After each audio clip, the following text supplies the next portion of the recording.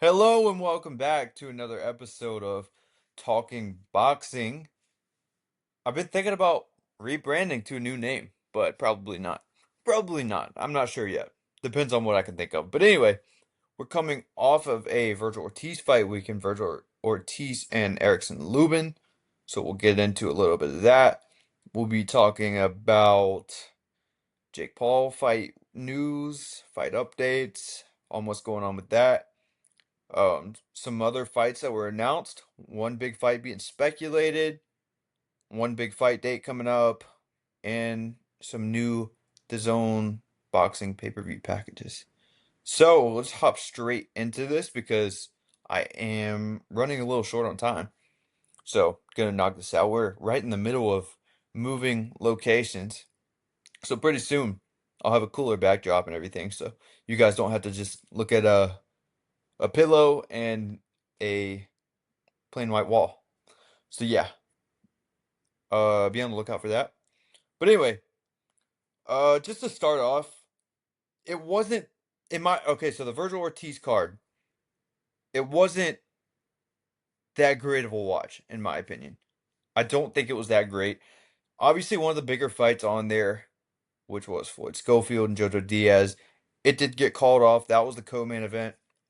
Um, Oscar had some of his prospects on there. Really, none of them performed up to the expectations. Like Eric Priest fought to a draw. I actually had pretty high hopes for him. I never thought he was like world class level, but I think he's a good fighter. Maybe he just underperformed that day. He's doing great with his social media and stuff. So that's a name that you'll probably start to hear a lot more pretty soon. Even if it's not for fighting, he uh he's starting to do some good stuff on social media. So that's always good, especially for a young fighter trying to build their name. He's branding himself pretty good. That's basically what I'm saying. Another one of Oscar's prospects that fought to a draw was Darius Foldham in a pretty horrific co-main event. A lot of clinching, a lot of grabbing, a lot of holding. It was just an ugly, sloppy fight.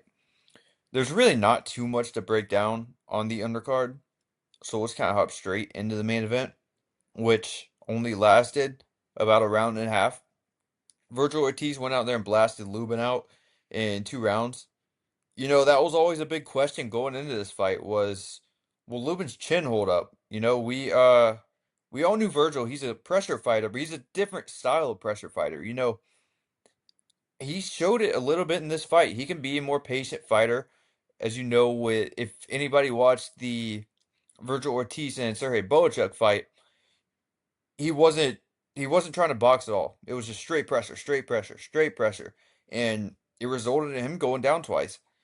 Um, Different style fighter than Lubin, obviously, but Vergil showed some patience. He showed some boxing ability. I was very impressed. I know we didn't see much of him. It was kind of a sample size, but I did think he looked pretty good for what we did see, which leads to a bigger fight, which we'll get into in a few. But Lubin's shown in the past that he might not have the greatest chin. It was all kind of a question because when he stepped up against Charlo, he got knocked out in the first round. But then again, that was one of his first major step up fights. So then it started to make us all question, was Erickson Lubin a big hype job? Because he was a former prospect of the year. So there was high hopes for him. But that's also what you do in boxing. You hype up these prospects, and then sometimes they get into these big fights, and it's like you would call them a bust in the NFL. They just don't pan out how you would expect. That's boxing. Maybe they have never been chin checked when they're getting built up. They get chin checked once, like just like Lubin when he got chin checked by Charlo, went down. So I mean that happens with prospects. You'll see it. Not everybody pans out. Like I said, it's like drafting a quarterback in the NFL. He could be the best college football quarterback you've ever seen, and once he gets to the NFL, can't do anything. I mean, that's how the game works. It's sports. That's how it is. Uh, Lubin's also he went in a war with Sebastian Fundora, but that one wasn't his chin that failed him. That was more of his face. And you could see in this fight, after the first round, his face started to swell pretty early. I didn't notice. Um, a key to this fight for Lubin was stay off the ropes. he kind of did exact opposite of that, and he kind of just sat on the ropes and let Virgil tee off on him. Watching it, I was confused by the stoppage. I'm not gonna lie. I was texting people at first saying that was a pretty bad stoppage. I was like, "What are you doing, ref?" Replay showed, yeah, Lubin was out on his feet. I mean, he was just, I don't know how he didn't fall. He was knocked out on his feet, just standing there leaning on the ropes. It was bad enough to where Robert Garcia had to jump in the ring and put a stool down for him. He had to use Virgil's stool put down to put Lubin on, or else he was just gonna fall. So if anybody still thinks that was a bad stoppage, go back, watch the replay. I mean, he was out. He was knocked out. He was just standing up. Uh, so yeah, I mean, he kind of just sat there and let Virgil tee off on him, and Virgil's a hard-hitting Mexican pressure fighter, and he's eventually gonna land something. So, like I said, where does this put Lubin in terms of career outlook? You know, former prospect of the year, like I said, always kind of been a question because, the when the competition started to step up, he looked like a completely different fighter. And it's kind of crazy to think because he's always been a bigger name in these higher weight or middleweight classes. And he's never been a world champ. And now I don't think he will ever be a world champ, which sucks to say because I've heard it in a few other or I've heard a few other fighters say it. He's either going to have to go through a big rebuild or just take the journeyman route. And I think it's more likely the journeyman route because I don't at this point I don't really think you have time for a complete rebuild. But anyway, um after the fight, Boots hops in the ring. Boots Ennis hops in the ring. Well, first off, before the fight, the big speculation was Boots Ennis flying to Dallas. He's going to be ringside watching Virgil fight. The big build up to this fight. Boots tweets out, or no, Boots posts on Instagram that he can't make it to Dallas. His flight got canceled due to the government shutdown. Turns out he was trolling because like 30 minutes later he posted a picture at the arena. So I mean, it was a good marketing move because if you're really trying to build this fight, this already got eyes on it because every boxing page was posting it. I know it's the smallest little things sometimes. It's the smallest little things. If you know how to market, you know how to market, and Boots did that. Maybe it was Eddie's idea. That's something that Eddie Hearn would do because Eddie was with him, obviously, as Boots promoter. But anyway, after the fight, Boots hops in the ring after Virgil calls him in there. Virgil's doing his little post-fight interview with Chris Mannix, calls Boots into the ring. Boots hops in. They get in a little argument, go at it. They both verbally agree right in the middle of the ring to a fight together, do their little face off and all. The boxing media was going crazy, especially after previously getting uh, the Shakur announcement, which we'll get into a few hours before that, or no, a day before that, I believe. Boxing was kind of starting to get buzzing, you know. Teofimo Lopez even tweeted out, boxing is buzzing. Got a lot of people excited. I even texted people when they were doing the face off. I was like, dude, boxing feels back right now. Like, this is the best fight that you could possibly make, arguably in boxing, but definitely at the 154 division. And in the 154 division, you're starting to see the action start to pick up a little bit. People are excited. And then immediately after, boxing does boxing things. Typical. What do we expect? Oscar talks about the Boots fight with Virgil in an interview. The egos come into play. He says that if the fight's going to be made, it will have to be heavily favored towards Virgil on the money side. Virgil wants at least 10 million to do it because Virgil's the man, according to Oscar. Obviously, Boots and Eddie, they're probably going to think otherwise because Eddie's he specified multiple times that Boots is the best at 154, which I think he is, but these are two best, so this fight would definitely decide between the two best.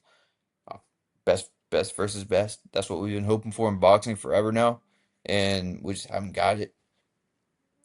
But and then also Virgil's manager goes to Instagram and says that Virgil versus Errol Spence makes more sense Then Vergil versus Boots. Spence was also in attendance for this fight, so that does kind of build a little bit of speculation there. Although Spence is a Dallas guy, and this fight was somewhere around the Dallas area.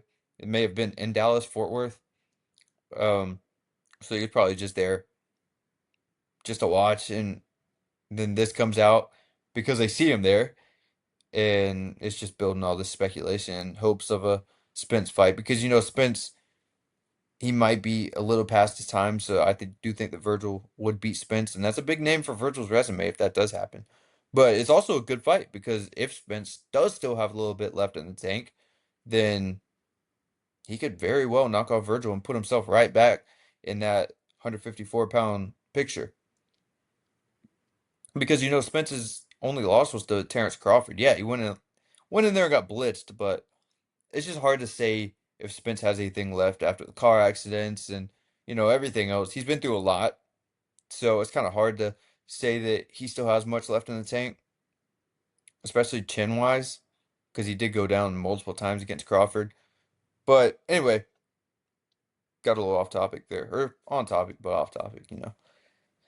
But anyways, Oscar then later after all the talk started to die down, Oscar says he can't wait to call Jerry Jones and get Vergil in Jerry World, which is where they hinted at the Spence fight. So, potential Errol Spence fight instead of the Boots Crawford fight. Not saying it's a bad fight. I'd watch it, but we just want this Boots fight so bad, man. And also, let me check this because I did get a notification while I'm recording this that let me find it. So, okay, so Dan Raphael tweeted out. So no deal is finalized yet, but Golden Boy is seeking to put a hold on the MGM Grand Arena or T-Mobile Arena in Las Vegas or March 28th, which would be Vergil Ortiz and Jaron Ennis. So nothing confirmed yet, but that's something to really look out for because Dan Raphael is one of the more legitimate sources in the boxing scene. So if he says something, it's usually pretty correct. So be on the lookout for that. We probably won't get an announcement for that if it does happen until I don't know. It's still going to be a few months, but there's some signs of hope. Some signs of hope. I don't think you would be looking to reserve an arena, two different arenas in Vegas, if you're not really sure if this fight's happening. Honestly, I would not be shocked if there's already a contract signed, and this was all just how boxing's been going. If you get past this guy in a fight, then you automatically get this fight. We saw it with Bam Rodriguez when he fought Cafu. He already had the Fernando Martinez fight signed, which is going on in next week, week after next. Also, boxing, like I said, boxing's buzzing. Got some fights coming up, which we'll talk about. Another one that got announced, or not announced, or yeah. All right, so I'll get into the one. There's one that is announced, one that's not announced. I'll get into the one first that is announced. So Xander Zayas takes on Abu Sparrow. This got announced. It's a hometown fight for Xander Zayas in Puerto Rico. Like I said, there's action brewing at 154. We get a title unification here. Abu Sparrow, he's coming off a big upset win that I was actually in attendance for at an MVP show in Orlando at the Caribe Royale. He went in there and upset Johannes Tellez in a potential fight of the year candidate. That was a very good fight. And Xander Zayas, youngest champion in boxing, he's coming off of picking up his first world title at Madison Square Garden a few months ago. But that was the last fight on the top ranked deal with ESPN. And I believe that this fight, okay, so it's taking place January 31st in Puerto Rico. I believe that this fight will be the first fight to kick off Top Rank in their new network deal, whoever that may be. We still don't know who it's going to be. I don't really know who it's going to be. Wouldn't be shocked if it's DAZN and you just get everybody all on one platform because I think Top Rank's the only one that is not on DAZN outside of PBC, which is obviously on Amazon. which Amazon now has his own streaming on Prime, I believe. I saw something about that. But yeah, this is a good fight, man. A lot of people are sleeping on Abu Sparrow, and I like Xander Zayas a lot. I do think Zayas is gonna come through and win this fight, but I do see some people saying that why is Xander taking this fight? This is just the easy route. It's the easiest route, I guess, at 154 because you're not having to fight Boots Ennis, you're not having to fight Sebastian Fundora. So yeah, it's the easiest title unification, and obviously not Bakar Mursalayev, who also has another fight that got kind of mm, kind of speculated. I don't know if it got announced yet or not, but I believe it is finalized. But anyway, a lot of people are saying that it's the easy route. Yeah, it's the easiest title unification, but you want to go have your first title defense in your hometown, take the easiest route, pick up another belt, and then your next fight. First off, if you pick up your second belt, you're going to be more of a draw. Easily. You're going to be more of a draw. So I wouldn't be shocked to see Xander versus Fundora or Xander versus Thurman, depending on who wins that fight whenever that goes down. So yeah, I think it's a good move for Xander. Like I said, you pick up another belt if you beat him. Because like I said, Barao is no slouch. Went in there and beat Johannes Tellez, who was a highly touted prospect who was most likely going to get this title shot if he won that fight. And he got upset. I think he got dropped. He did get dropped. I can't remember exactly. He did get dropped though. But yeah, it's a good fight because Barao, he's a warrior. He'll take you into deep waters. He'll really test you. And we've yet to see that from Xander. You know, if Barao catches Xander with something, Barao's not the hardest puncher, but he could still punch. So if he catches Xander with something, then who knows?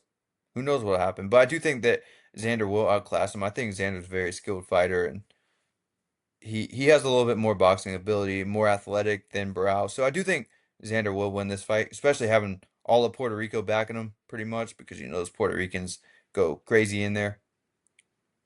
But anyway, another fight that is heavily rumored, heavily speculated, apparently is already done, just not announced. Chris Mannix said it was done. Everybody else, pretty much every reputable source in boxing is saying this is a done deal. It's just not announced by any promotion because I don't know which promotion will even be promoting it. It is Teofimo Lopez versus Shakur Stevenson. This is rumored to take place in New York City at Madison Square Garden, also on January 31st, which would be the same day that Xander Zayas and Barao fight. Another fight on January 31st is Bakram Mursalayev, you know, the guy who went and upset Tim Tszyu, and Josh Kelly versus Josh Kelly. So, action packed January 31st because Fundora and Thurman is also rumored for that. So you have a multiple, pretty much the whole 154-pound division is fighting for titles that day, outside Tio and Shakur, which would be the biggest draw. But anyway, I'm not going to break this down too much because it's not yet announced. But I'm stoked. I'm stoked for it. I will say, this is going to be one of those fights that a lot of people are super excited for. They're going to pay for the pay-per-view. You're going to go watch it, and you're going to be let down, and you're going to start whining because it's not a action-packed slugfest where they're throwing 150 punches around each. It's not going to be one of those fights. This is two high-level fighters who are going to showcase boxing abilities. Teofimo typically has struggles with opponents like Shakur, but I'll go on to say they're both chasing greatness here. There's two young fighters in their prime going at it, risking a lot. But the good thing about this is I think no matter who wins, no matter who loses, obviously the winner is going to get a much bigger push and probably push themselves up into the top 5 pound for pound rankings, I would say, because there's two pound for pound fighters. But the loser also, I don't think is going to take too much of a hit because a lot of people know the caliber of both these fighters. And if you lose, either one of these guys lose, it's not the end of the world because you lost to a great fighter. But rumored to be at 140, which Shakur would be moving up to 140 from 135, which is kind of weird because Shakur is a little bit of a smaller 135 pounder. Maybe he'll take this fight here. I believe it's for a championship. Yeah, it's definitely for a championship actually, title, because Teo has some titles there. But Shakur picks up some titles at 140. I don't know if we see him back at 135 because he's kind of cleared out or I wouldn't say he's cleared out the division because nobody's wanted to fight him. But who is left at 135? Keyshawn Davis is also moving up to 140. Andy Cruz is at 140 or is he at 135? I can't remember exactly. But anyway, super stoked for this one. I I love this matchup. Like I said, it's not going to be the most entertaining for I guess the general public. I'm excited for it. I know what to expect. And I do think that there is a chance that we see the Shakur that we saw versus William Zepeda. And he's going to want to come to fight and put on a show for the fans, especially with it being a pay-per-view. It's his first pay-per-view fight. So I don't know. All I know is it's a very competitive matchup between two amazing fighters in their prime while they're still young. I'm intrigued. Don't care. It's pretty much it. But dive into a little bit of the Jake Paul fight updates. So, as you know, the Jake Paul and Gervonta Davis fight scheduled for November 14th got canceled after Gervonta Davis allegedly had a lot of crazy things go down legally with him and his ex-wife or ex-girlfriend. I'm not 100% sure which.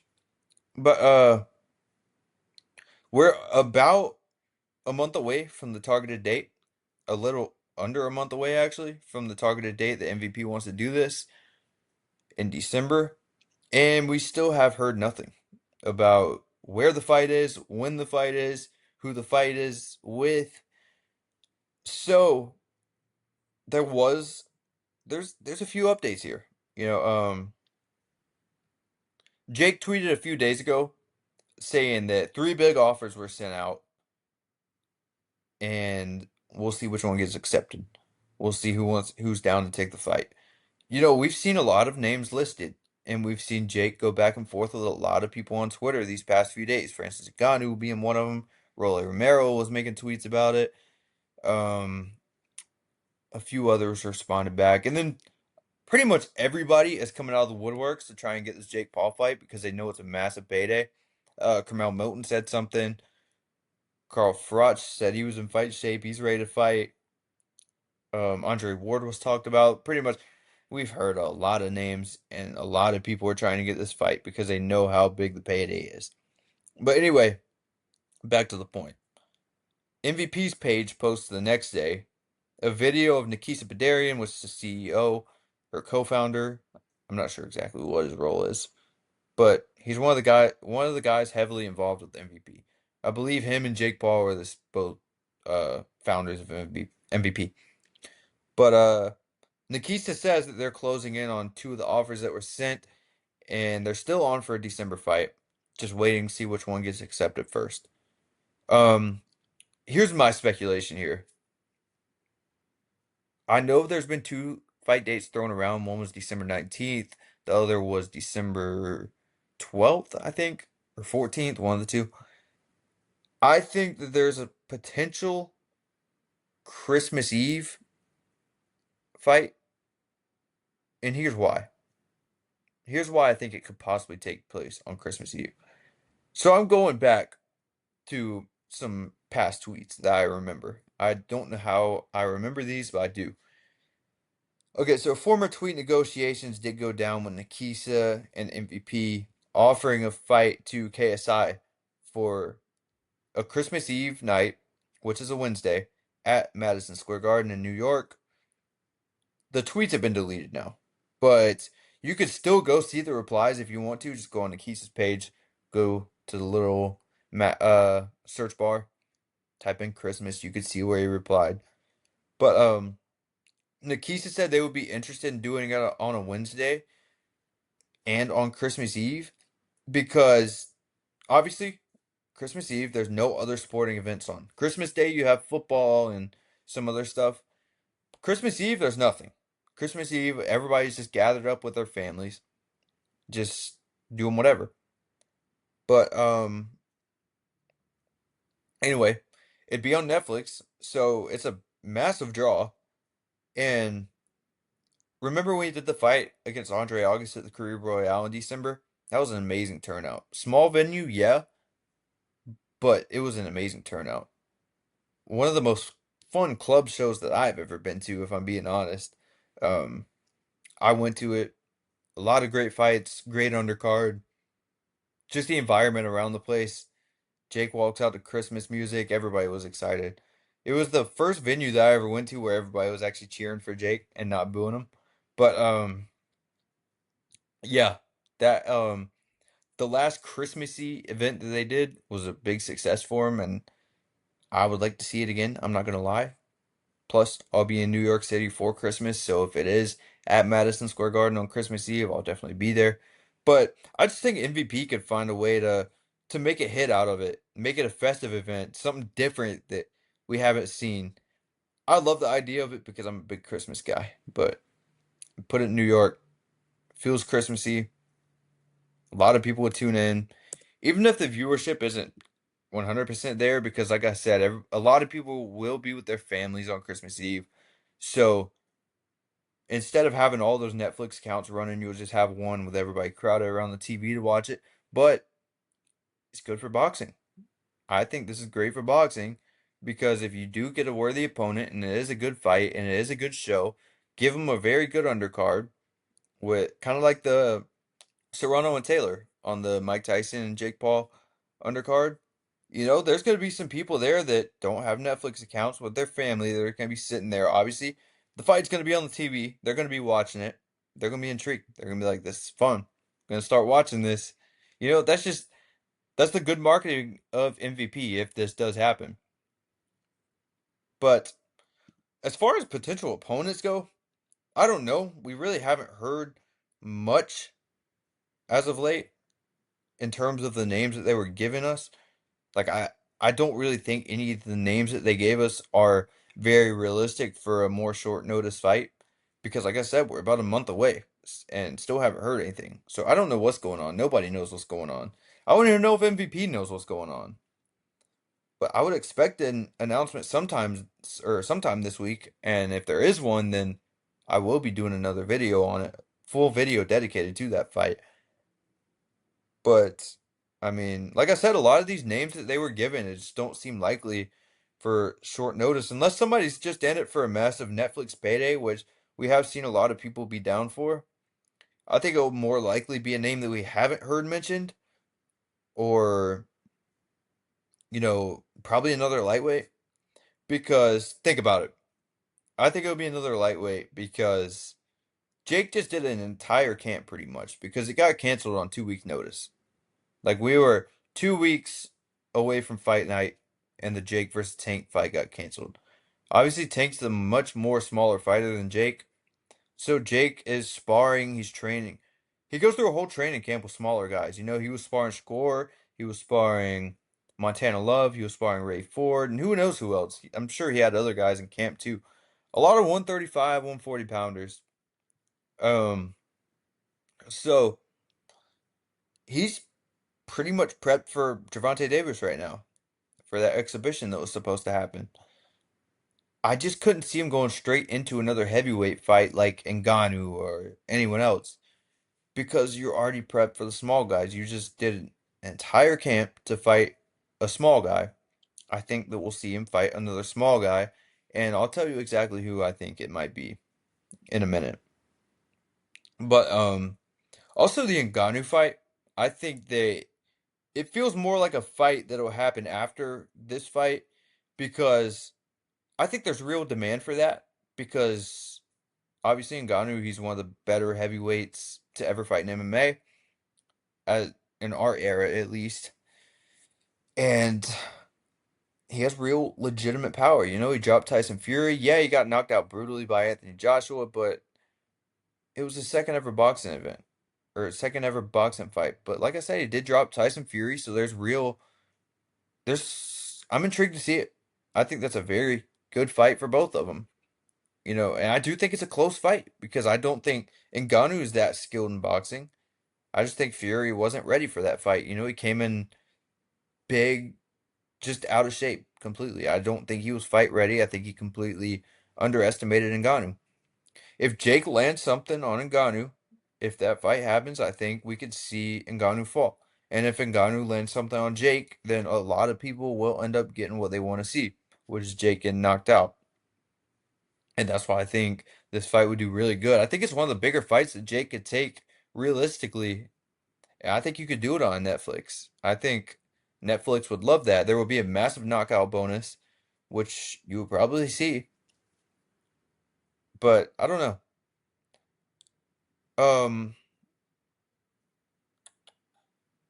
I I think it's gonna be Rolly Romero. I'm not gonna lie. I think it's gonna be Rolly Romero.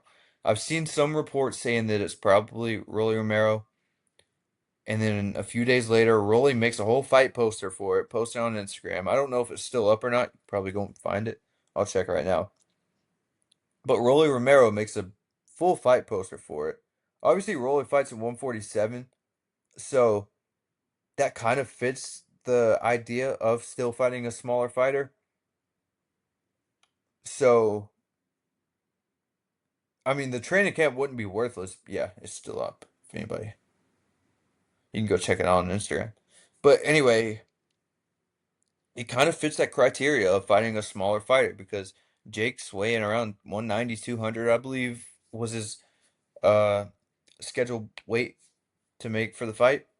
So if he's making that weight, do it at exhibition still, Rolly's at 147 or 150 or 160. He's gonna be the bigger guy than Tank, but he's still the smaller guy naturally. So I don't know. I just think it's gonna be Rolly Romero.